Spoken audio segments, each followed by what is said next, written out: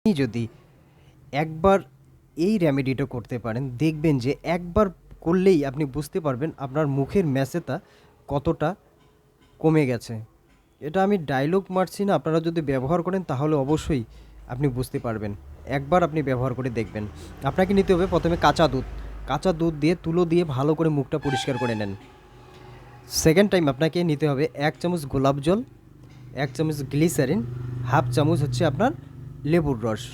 এগুলো ভালো করে পেস্ট তৈরি করুন। পেস্ট তৈরি করে দিয়ে ভালো করে মুখে ম্যাসেজ করেন। ম্যাসেজ করার পর আপনি হচ্ছে 40 থেকে 50 মিনিট আপনি রেখে দেন। সেটা রাখার পর মুখটা ধুয়ে ফেলবেন নর্মাল জল দিয়ে। ধোয়ার পর আপনি যখন রাত্রিবেলা শুবেন, শোয়ার সময় আপনি শুধু এটা রাত্রেই ব্যবহার করেন বা দিনের বেলা আপনি ব্যবহার করতে পারেন। তারপরে আপনাকে এরেন্ডা